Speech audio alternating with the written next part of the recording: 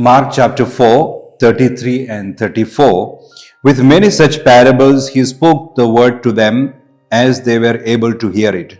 He did not speak to them except in parables, but he explained everything in private to his disciples. My dear brothers and sisters, Jesus spoke to the disciples in parables.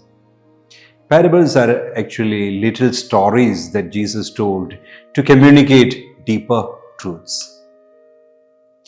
Nature itself is full of stories that hide profound truths about life, about human relationships, about God, God's care, and many other subjects.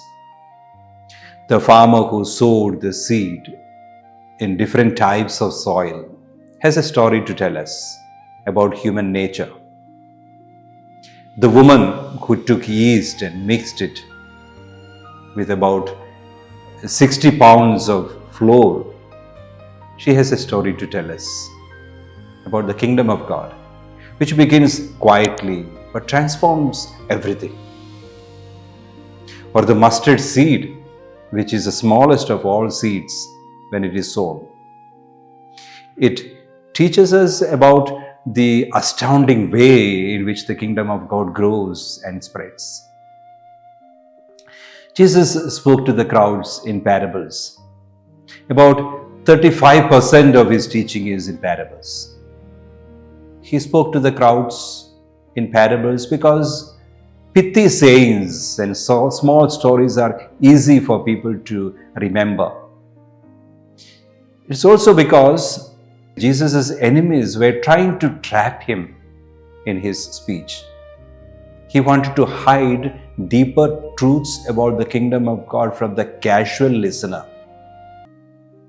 who do not really care about the kingdom of God, while explaining the inner meaning of the kingdom to those who cared about it, to get to know more of Jesus and about the kingdom of God.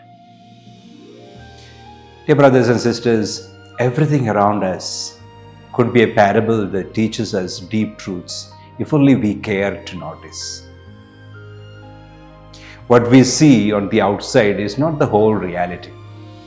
What we hear from in the ear is not the whole truth.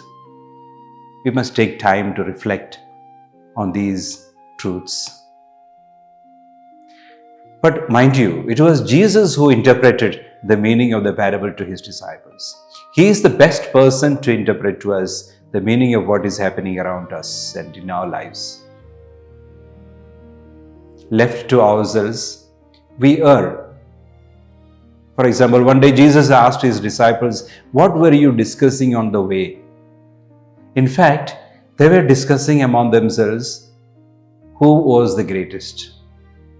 Our thinking and our discussions can easily revolve around worldly matters, or even with sinful intent, we could discuss things because we are sinful. The disciples on the way to Emmaus, for example, another example, they were discussing about the death of Jesus as a tragedy.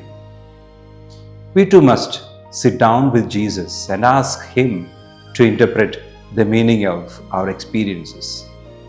It is the Spirit of Jesus who will teach us and lead us into all truths. Thank you.